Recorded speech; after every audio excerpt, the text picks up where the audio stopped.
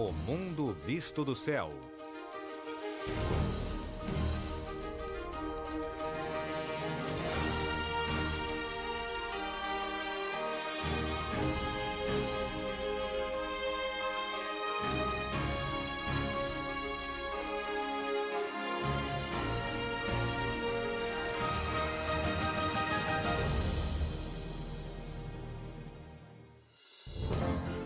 Neste episódio, França.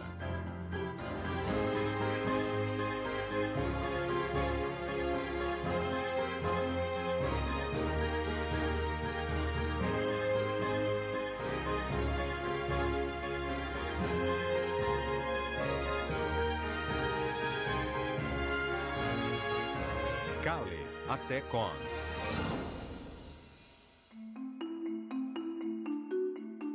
Nossa viagem começa perto de Calais, no ponto mais estreito do Canal da Mancha. Depois de Boulogne, começa a Côte d'Opale, que inspirou artistas e escritores do século XIX.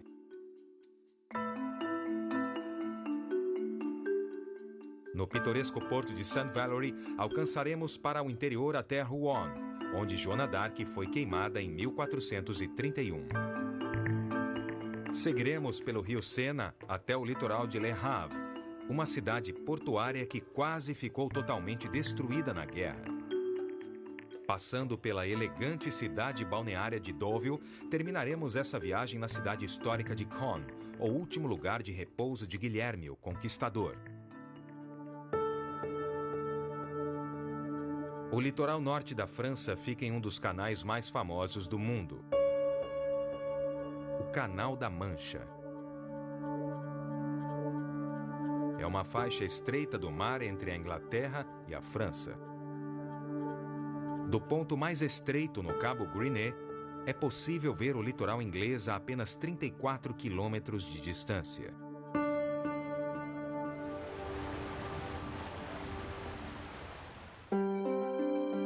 A proximidade com a Inglaterra possibilitou o desenvolvimento de um importante centro de comércio e transporte no litoral francês já na Idade Média. E hoje, Calais continua sendo um dos maiores terminais marítimos de passageiros da Europa, utilizado por mais de 10 milhões de pessoas por ano. Surgiram grandes indústrias ao redor do porto, inclusive no ramo de fabricação de papel. Tradicionalmente, Calais era famosa por seus tecidos. Duas grandes fábricas de rendas continuam em operação atualmente. A cidade ficou destruída após o bombardeio alemão na Segunda Guerra Mundial. Resistiram apenas algumas edificações importantes, como o magnífico prédio do governo local construído em estilo renascentista flamengo. Todos os anos, milhões de turistas ingleses vêm a Calais, principalmente porque a cerveja, o vinho e o tabaco são mais baratos. Mas nem todos vêm de ferry. Em vez de passarem por cima do Canal da Mancha, muitos preferem passar por baixo dele, através do Eurotúnel. Com 38 quilômetros, passando a uma média de 45 metros abaixo do leito do mar de Calcário, ele percorre o maior trecho submarino do que qualquer outro túnel. A Sociedade Americana de Engenheiros Civis selecionou o túnel como uma das 7 maravilhas do mundo moderno.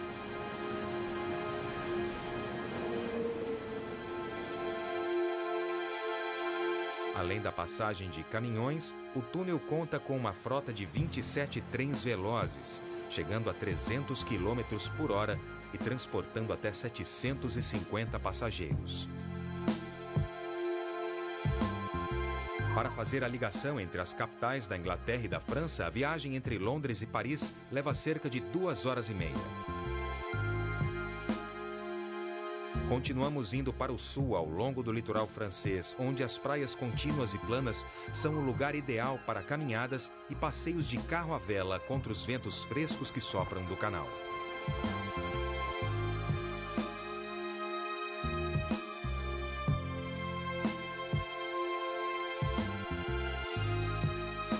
Mais adiante fica o maior e mais movimentado porto pesqueiro da França, Boulogne-sur-Mer. Com sua localização no Canal da Mancha, é um dos centros mais importantes da Europa no processamento e distribuição de frutos do mar. A cidade foi originalmente estabelecida pelos romanos como uma base para a invasão da Grã-Bretanha.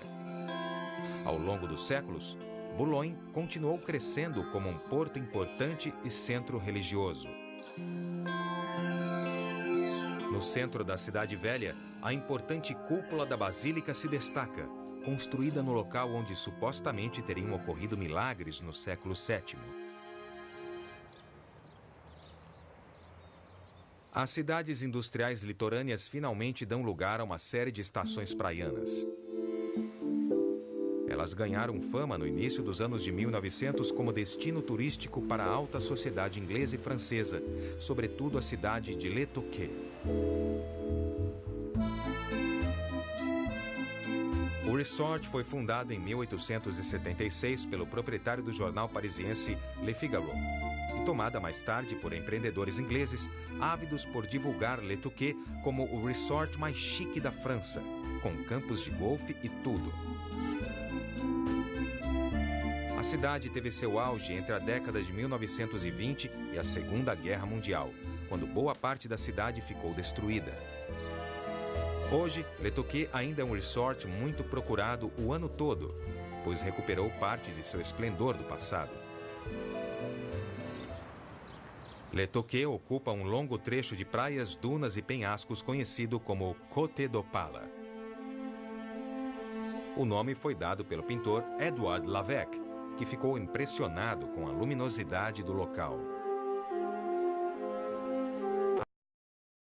A paisagem inspirou muitos, dentre eles os escritores Victor Hugo e Charles Dickens, e o grande pintor inglês J.M.W. Turner.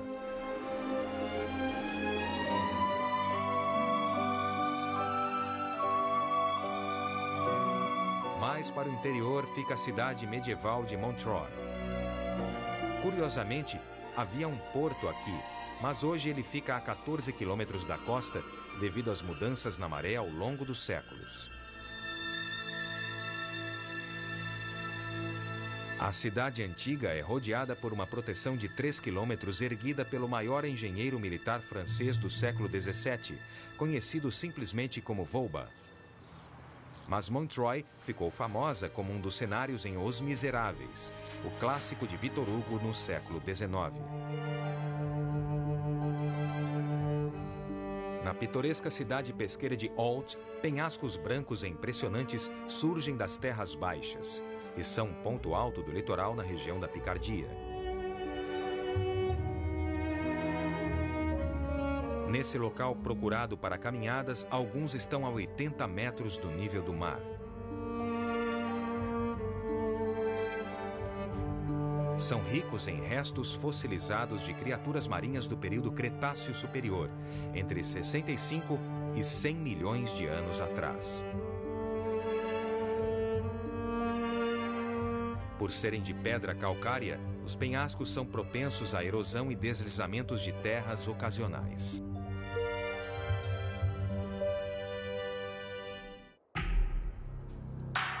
A 10 quilômetros de distância fica o porto de Dieppe, uma cidade com cerca de 35 mil habitantes.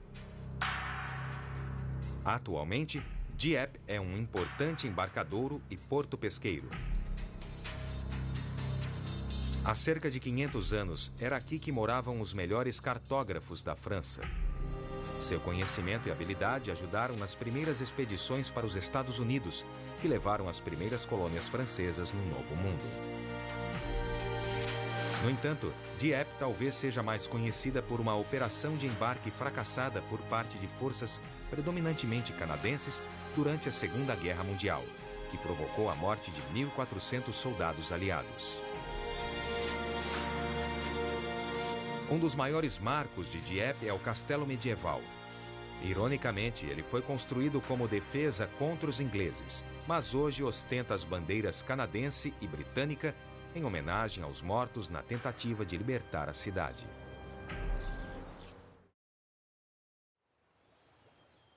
De Dieppe, esses penhascos seguem por mais 100 quilômetros.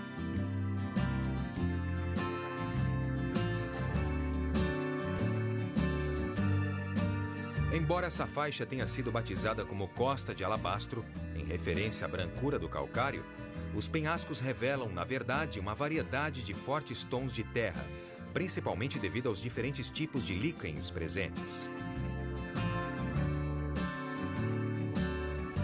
Em alguns pontos, pequenos vales e mini desfiladeiros dão lugar a pequenas praias. Comunidades pesqueiras como Val-les-Roses. E até mesmo esse isolado quebra-mar de pedra em Sarteville-sur-Mer. Um lugar perfeito para sentir a refrescante brisa do mar, o ar salgado e ouvir o canto das gaivotas.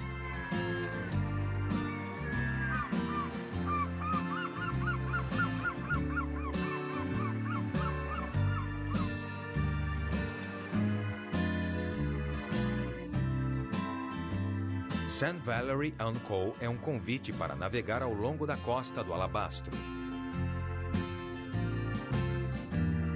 É uma cidade portuária com ancoradouro para 550 barcos. Flanqueadas por penhascos escarpados, o sedimento calcário faz com que as águas ao redor do porto ganhem um forte tom esverdeado. Embora St. Valery sempre tenha sido uma cidade mercantil e pesqueira, o turismo é hoje responsável pela maior parte da receita. Mais para o interior, do outro lado dessas terras férteis, fica Rouen, a capital histórica da Alta Normandia.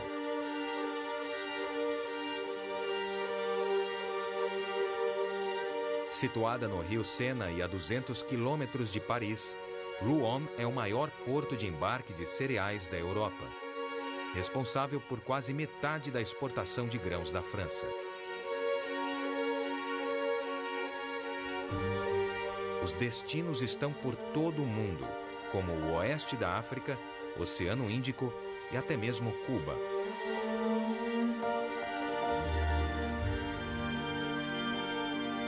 Rouen tem sido um porto importante há séculos e já foi uma das maiores e mais prósperas cidades da Europa medieval.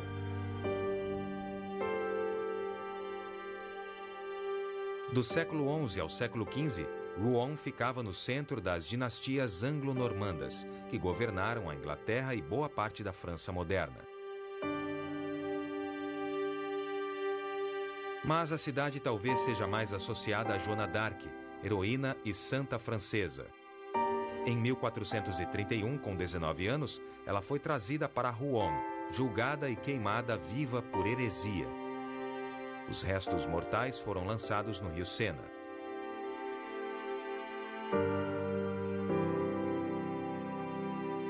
Hoje, a história e o legado de Rouen atraem 1,5 milhão de turistas por ano.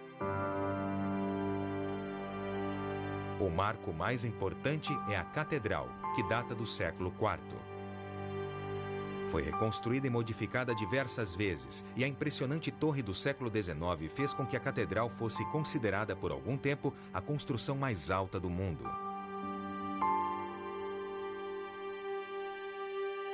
Dentro da catedral fica o túmulo com o coração do rei Ricardo Coração de Leão, um guerreiro do século XII.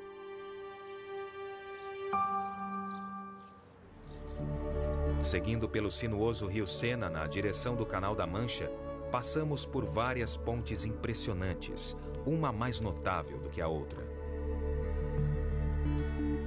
Esta é a Ponte de Broughton, finalizada em 1977, com 320 metros de vão central. É a ponte estaiada mais antiga do mundo no gênero.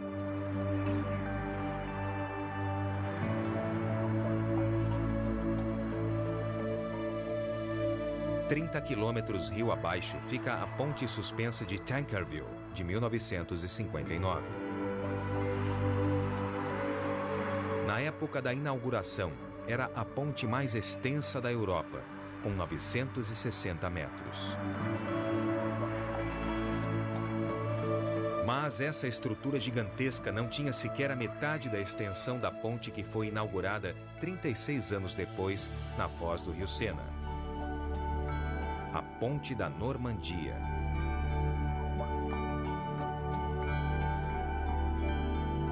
Até 1999, esta era a maior ponte estaiada do mundo, projetada especificamente para suportar ventos fortes.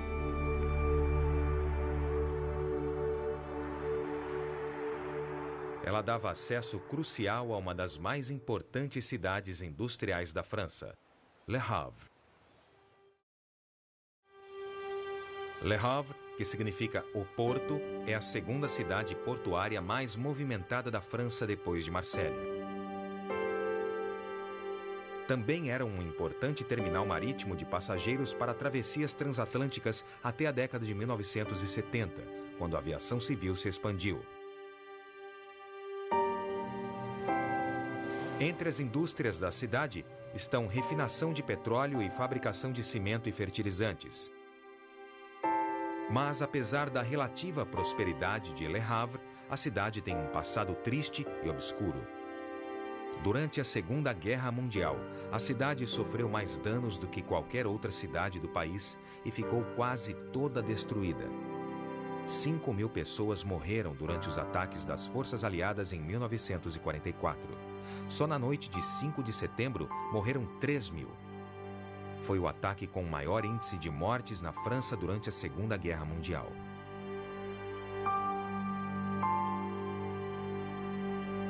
Le Havre foi praticamente toda reconstruída. A torre de 107 metros na igreja de São José é um monumento aos 5.000 civis mortos durante o conflito.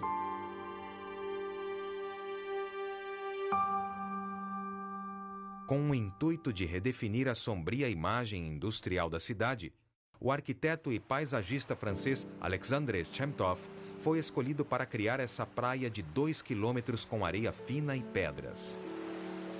Ganhou o prêmio de Resort à Beira-Mar Nacional em 1999.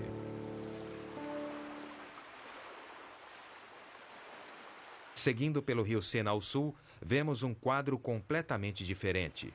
Uma cidade portuária antiga e tradicional que foi poupada dos ataques durante a Segunda Guerra Mundial. Honfleur, ponto de parada nos cruzeiros, é uma pitoresca cidade pesqueira e marina cuja história remonta ao século XI. Nos anos de 1600, ela prosperou no comércio com o Canadá e a costa africana. Consequentemente, a cidade tornou-se um dos principais portos para o comércio de escravos na França. Muito tempo depois, quando a vizinha Le Havre reduziu a importância de Honfleur como cidade portuária, seus encantos atraíram alguns dos maiores artistas do final do século XIX. Considerada o berço do movimento impressionista, pintaram aqui Monet, Cézanne, Renoir, entre outros. O pintor francês Eugène Bodin descreveu Honfleur como o local mais encantador do mundo. Hoje a cidade atrai 3 milhões de visitantes por ano, fazendo deste um dos principais pontos turísticos da França. Ainda ao longo do Canal da Mancha, as terras cultiváveis dão lugar a florestas e casas de campo. Aqui na Baixa Normandia, mais de 5.000 imóveis pertencem a cidadãos britânicos, atraídos pela qualidade de vida e proximidade com o país de origem. 1/3 deles mora aqui.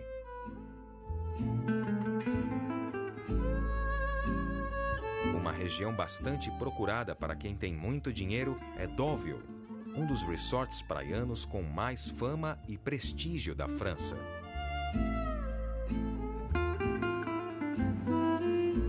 Em 1858, o Duque de Morny, meio-irmão de Napoleão III, quis transformar uma extensão de areia e pântano em um reino elegante perto de Paris.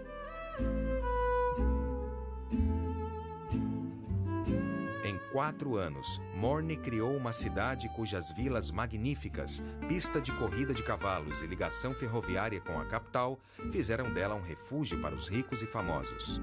Coco Chanel abriu aqui sua segunda loja. E acredita-se que o cassino de Deauville tenha inspirado Ian Fleming a escrever Cassino Royale. Hoje, Deauville ainda é um elegante destino de férias para a alta sociedade. Com marina, pista de corrida de cavalos, festival internacional de filmes e hotéis suntuosos, Deauville é considerada a Riviera parisiense.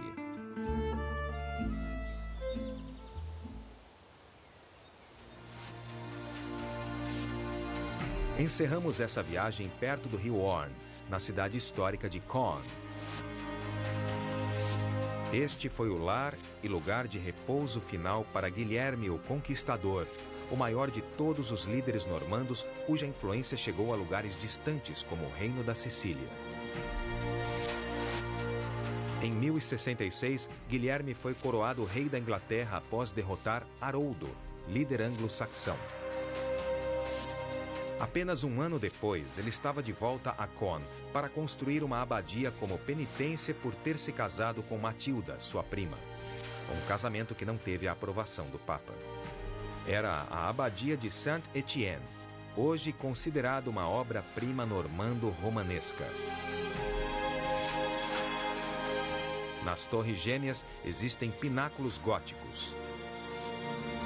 Com 84 metros de altura, eles renderam a Caen o apelido de Cidade dos Pináculos. Versão brasileira, DPN Santos.